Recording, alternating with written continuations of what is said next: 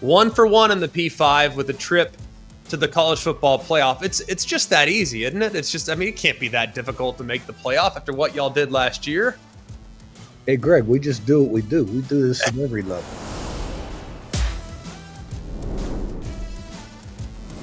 Hello and welcome to Always College Football. Today is Thursday, May 8th, and we appreciate you being here from wherever it is you're coming to us from. We have a great show in store for you today. Curt Cignetti, the head coach of the Indiana Hoosiers, fresh off a college football playoff berth in his first year, will join the show, and he's got some great information.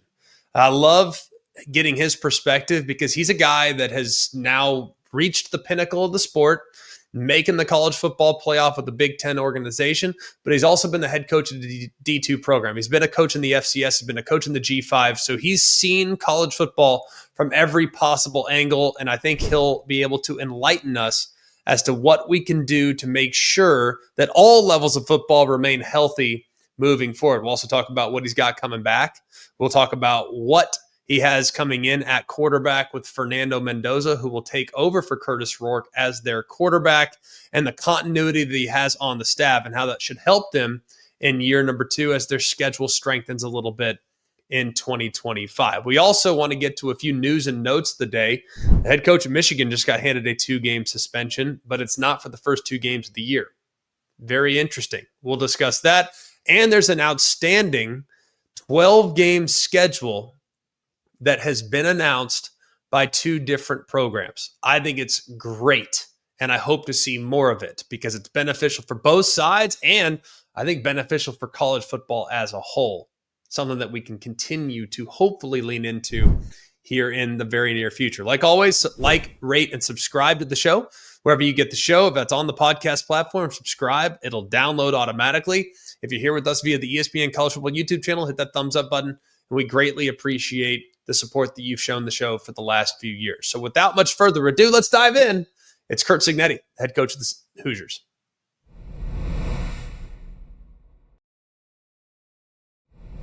Well, happy to be joined by Curt Cignetti, a guy I've known for close to 20 years now.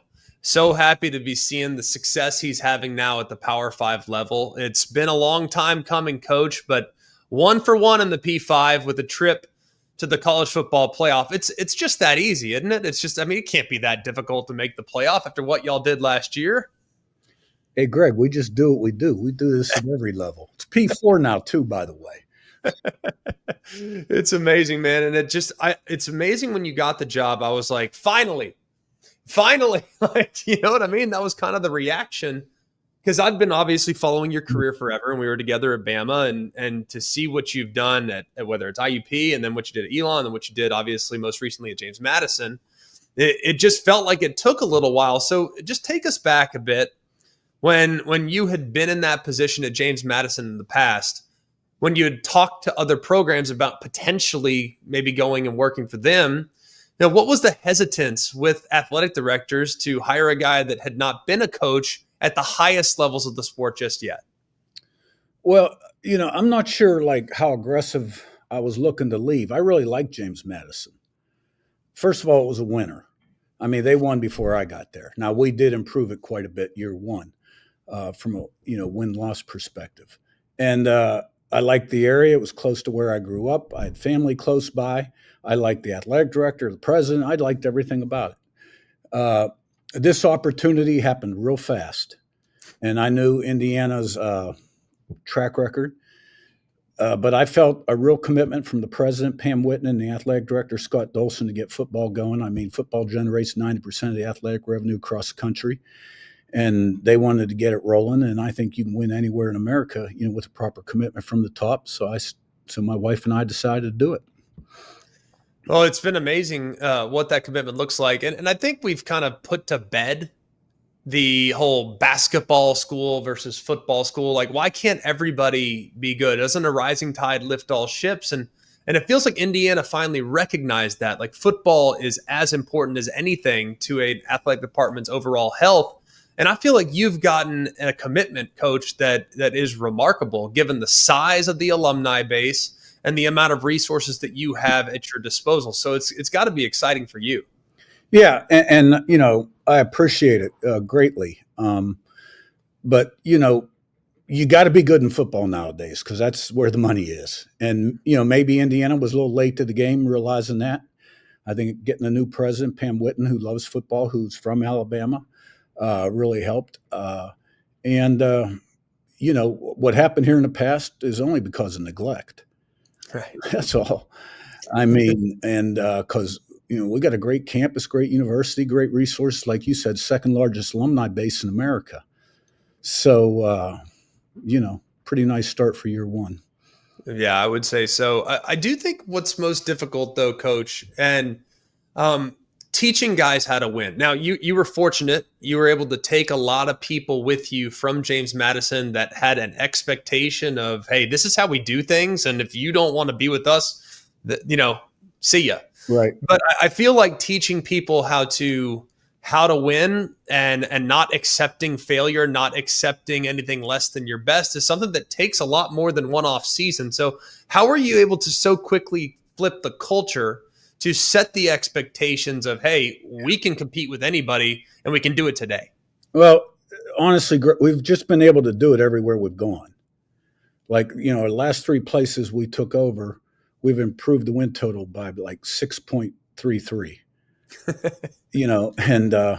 So, I think I've been fortunate to learn from some great people and grew up, obviously, as son of a coach.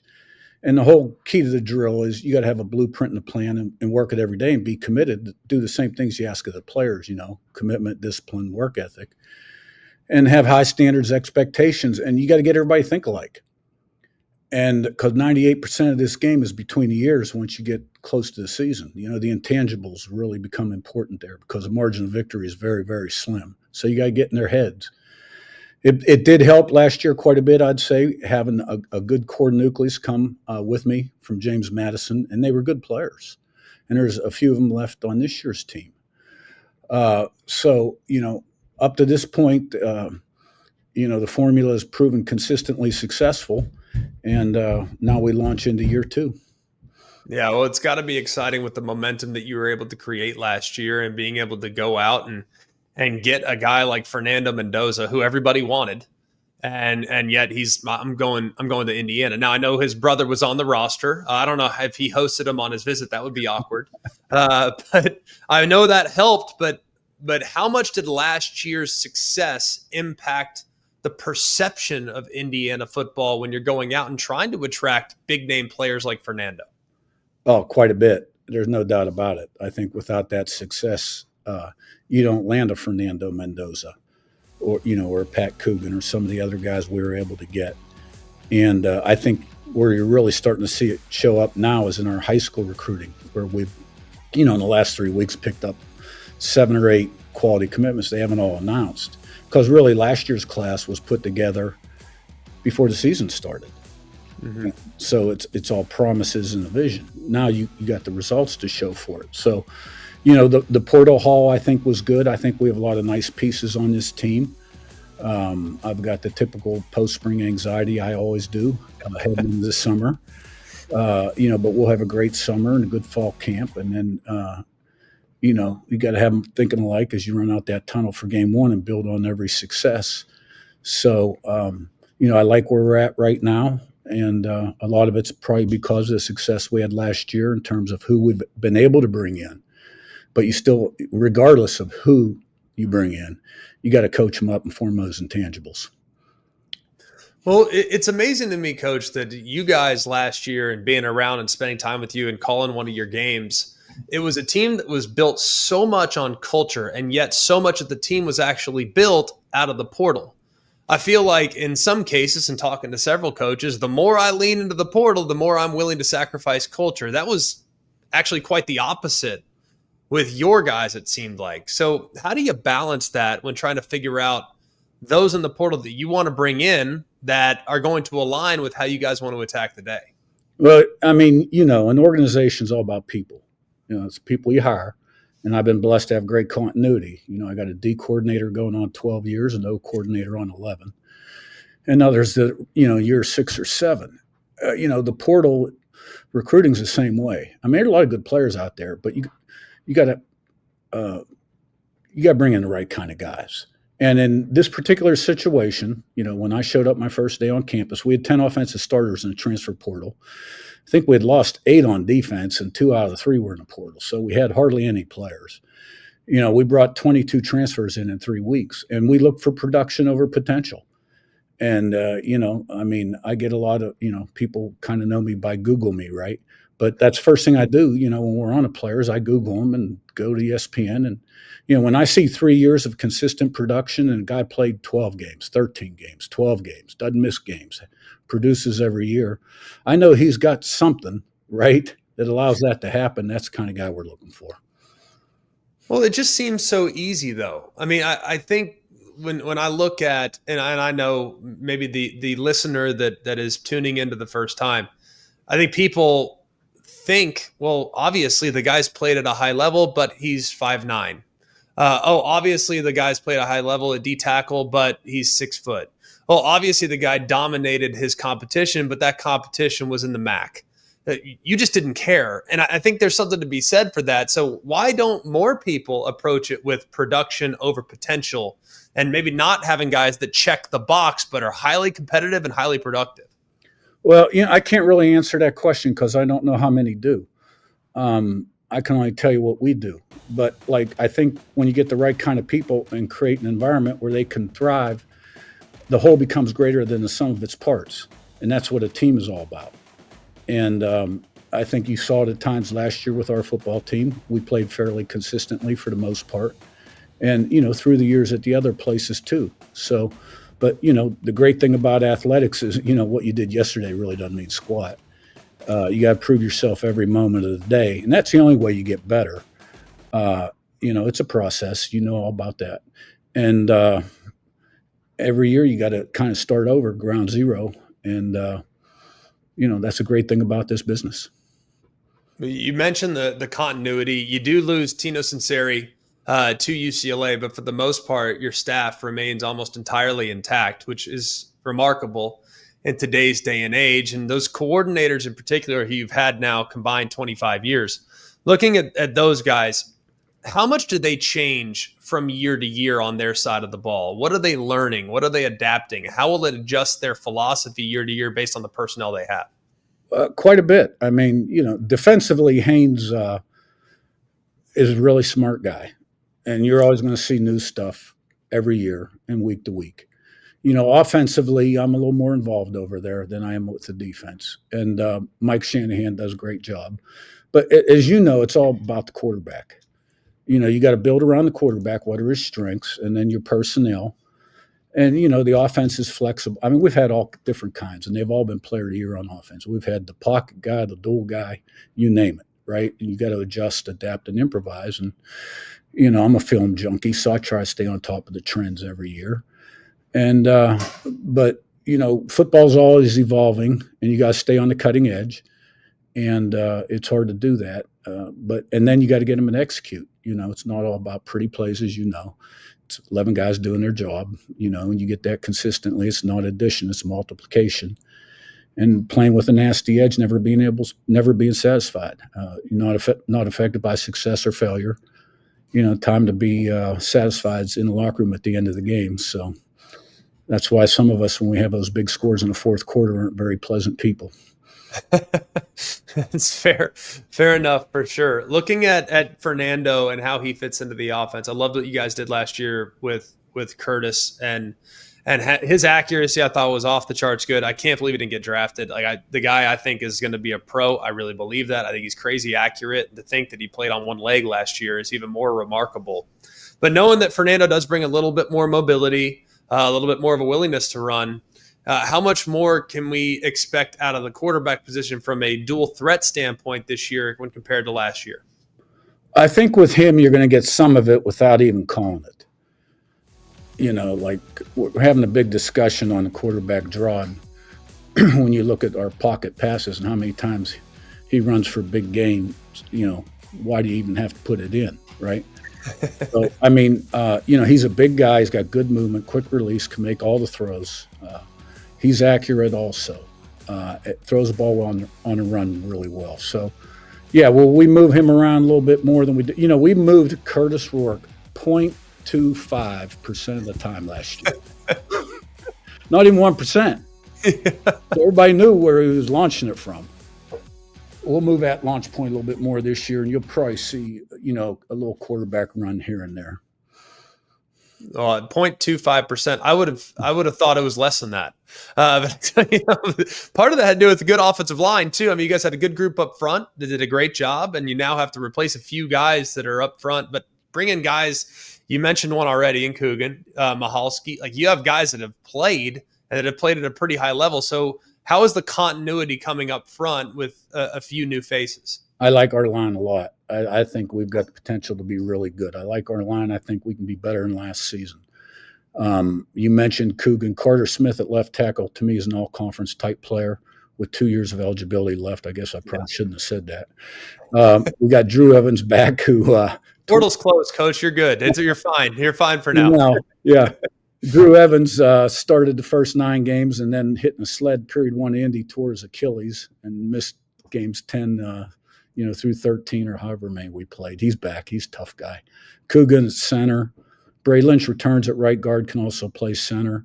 You mentioned Zenner at right tackle. We also brought Khalil Benson back, who started at right tackle here the year before I was here, and Bob Bostad, who's a great offensive line coach. I'm really fortunate to have him. Really very high on him. So, we feel like we got 6 guys there with a lot of experience that, can get the job done. And we've got some young ones, I think, that, can be a good 7, 8. So I like the line a lot. I really do. Yeah, I think you should. The running back unit going to look a little different. I mean, we knew what we were getting with Justice. We knew what we were getting with Tyson Lawton. With those guys now gone, you bring in Roman Hemby. You have Kalen Black, who's back. How do you anticipate the rotation working at running back, and how do you make sure you kind of keep everybody happy back there? Yeah. Well, I'm not worried about keeping them happy. They got to keep me happy. But, Lee Beebe had a good spring too and had a good year last year at UAB. He had close to 1,000. He's a hard guy to tackle. So I think all 3 of those guys are similar in some respects. They can take it inside, outside, catch the ball, and also do the pass pro stuff. So we've always worked a rotation at running back. Most people do. And I think all 3 of those guys are capable. We have good depth there. Hemby's had some really good years at Maryland, and I think I'm really anxious to see him once a game start.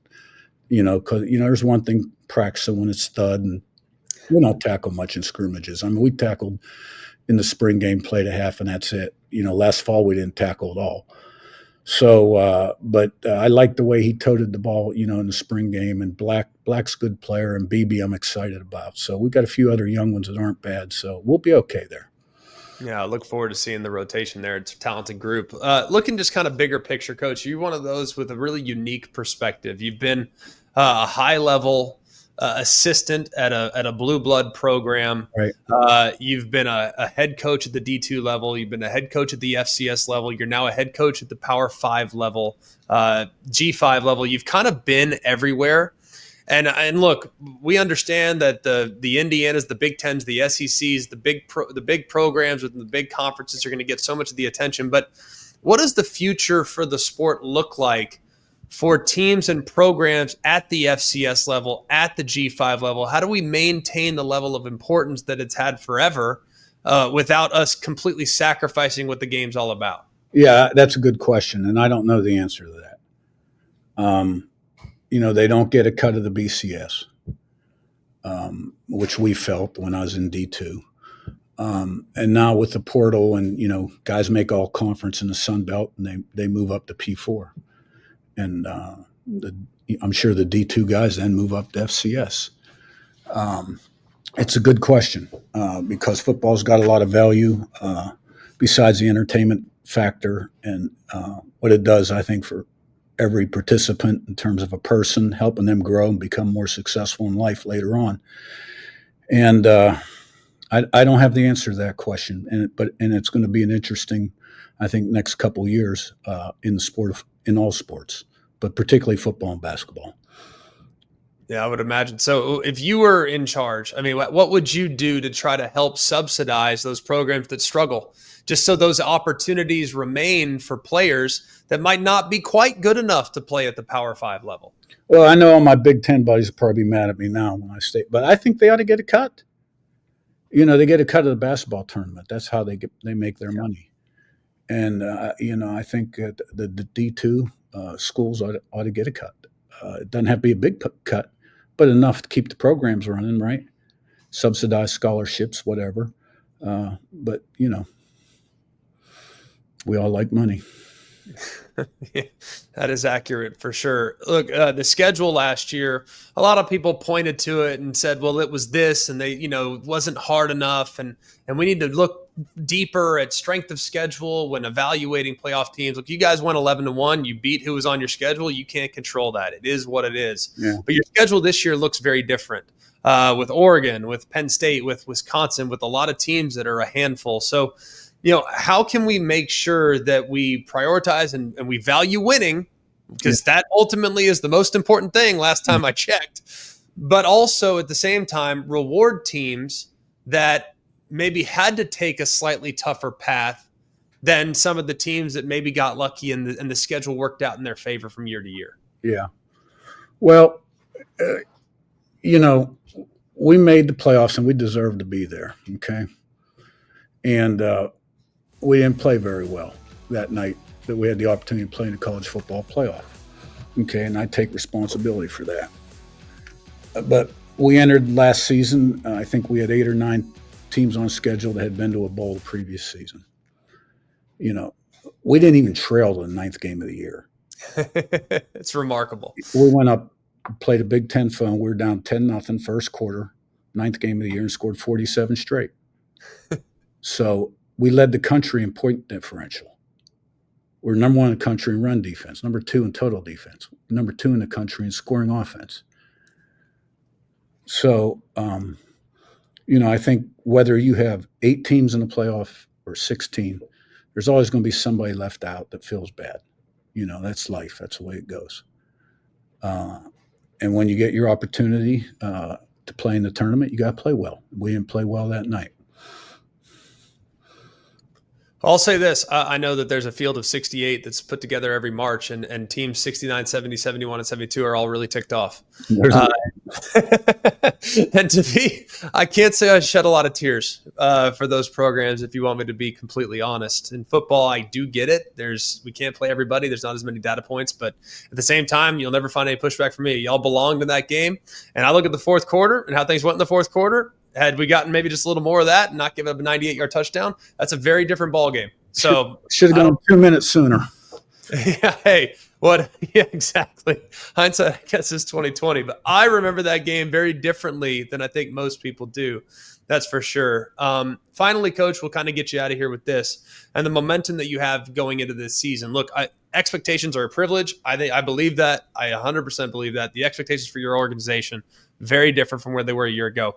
How do you embrace expectations and not force expectations to kind of weigh your guys down, knowing that people are now saying that's a top 10 team coming back?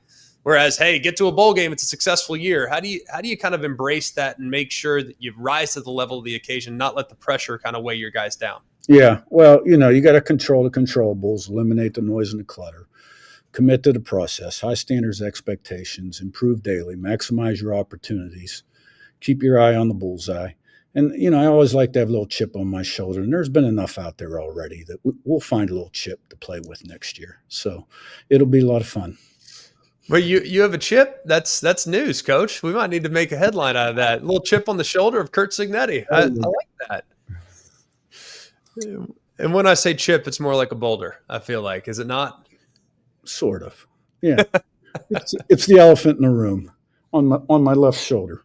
Yeah, gigantic. Well, Coach, we're so proud of the success you've had. You deserve every single ounce of success that you've achieved. It's all self-made. And we know that success will continue for quite a while, my friend. Thank you again for the time today. Appreciate you, Greg.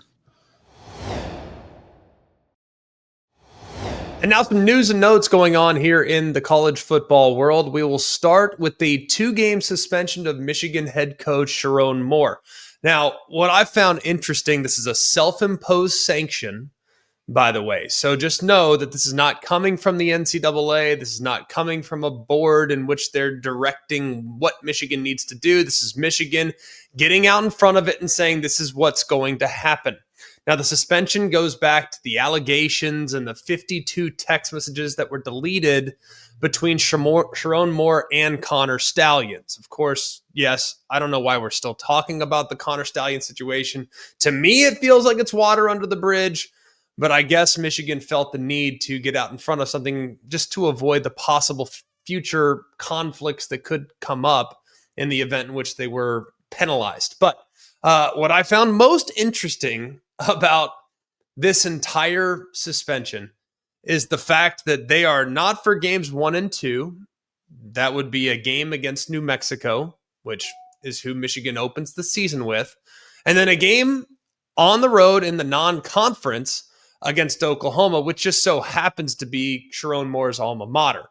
That's not where the suspension is actually going down. The suspensions are actually for weeks 3 and 4 on Michigan's schedule. And I'm trying to figure out why, because to me, I feel like Oklahoma, with all due respect to Nebraska, I feel like Oklahoma this year is a legitimate top 25 team. At this point, I don't know if I have Nebraska in the top 25. I think they're a fringe top 25 team. But why would you choose to suspend him for weeks 3 and 4 against Central Michigan and Nebraska? Nebraska, of course, is within your conference. That is a conference game, as opposed to the non-conference game against Oklahoma and the first game of the year against New Mexico, who you will probably be a heavy favorite against. It just didn't make a lot of sense to me. Now, a lot of people are kind of poking fun at this, saying, oh, well, congratulations. I mean, they're going out in front of it. They're going to take the route that other schools have taken in the past. People have cited Bill Self and how he was suspended, self-imposed suspension from Kansas so that the NCAA would not further penalize the Jayhawks basketball program. People are drawing comparisons to that. I understand the parallels, but at the same time, I still am just trying to figure out what's more important, the non-conference game against Oklahoma or the conference game against Nebraska. Like I said, Central Michigan and New Mexico, they kind of feel like it's 6 1/2 dozen the other. Kind of the same, right? Feel like Michigan's probably going to be in control of their own destiny in both those matchups. But why would you choose to suspend for the non-conference game as opposed to the conference game? I would much rather lose the non-conference game and still have full control of my destiny within my own conference. Now, as we've seen before with Michigan especially, the presence of the head coach on the sideline doesn't have a huge impact. We saw Michigan have their head coach suspended for a handful of games during a national championship run. So maybe ultimately this will work out fine for the Michigan Wolverines, but I'm still kind of scratching my head as to figure out why the heck they would choose to suspend for a conference game as opposed to a non-conference game. Other items from the last couple days in college football, there is an agreement that's been made between Notre Dame and Clemson for a 12-year scheduling partnership that begins in 2027 and will run annually through 2038. Now, I love that this is going on. Okay, first thing that I love about a scheduling partnership like this that's long and that is committable is that we might, just might, I'm not suggesting that Notre Dame's going to pick up another rival. That's just what they need, right? How many rivals does Notre Dame have? From SC to Stanford to Michigan, who they don't play annually, to Navy, to all the handful of other rivalries that they participate in. Notre Dame's got tons of rivals. They absolutely don't need another. But isn't it kind of cool to know that over a 12-year period, you're going to have the teams match up every single year? And one of the marquee programs, one of the marquee brands in the ACC currently is Clemson. So I love that we might be able to create a little bit of a rivalry out of thin air because of the annual matchup that we'll have for a decade and change. The second thing I love about this is it creates more strength of schedule for Notre Dame. Now, you're going to sit there and say, well, Notre Dame, they always kind of have a flexible schedule. They always have a difficult schedule for the most part. Some years it's a little more difficult than others based on who they draw out of the ACC that year. But I think now, as we continue to move forward in the college football playoff, we've already heard Greg Sankey discuss it. We've already heard the Big Ten commissioner, Tony Petitti, discuss it. They're trying to figure out how to prioritize strength of schedule and strength of record above all else. And we've seen Notre Dame get to the finish line at the end of the season at 12-0, but they didn't beat anybody in some cases. We've seen them at 11-1, and the one team that they played that was good, that was who they lost to. We've seen that happen too. We've also seen Notre Dame struggle in the postseason. Granted, this was years ago, so you Notre Dame fans that are watching right now, I'm not picking low-hanging fruit. I'm just acknowledging that some years the schedule's been more manageable than others.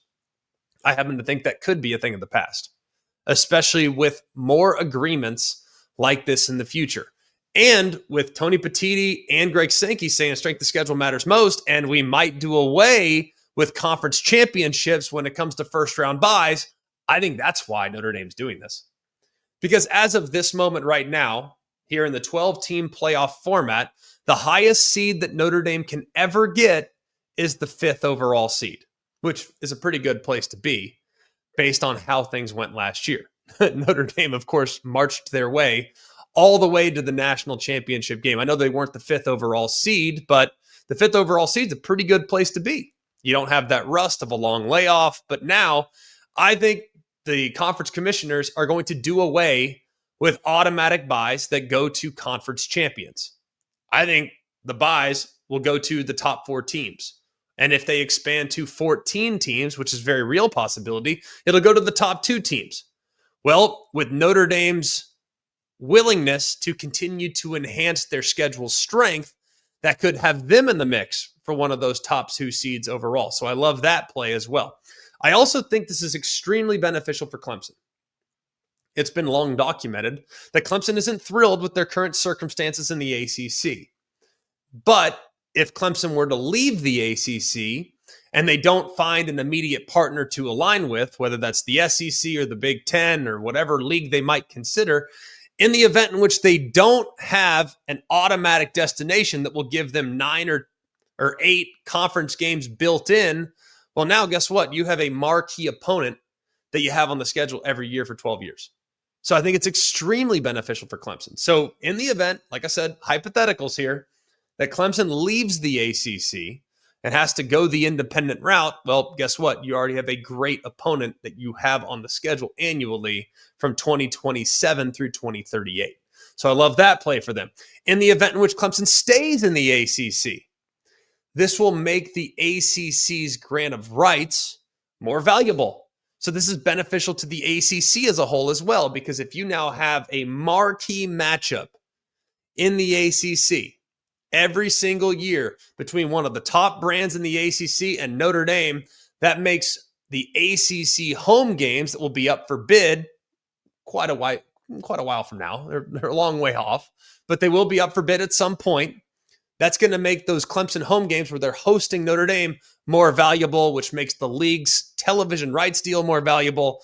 So it's beneficial for everybody in the ACC, every single person. And especially if the ACC continues to adopt this, hey, we're going to reward our top brands. We're going to look at the numbers, look at the viewership.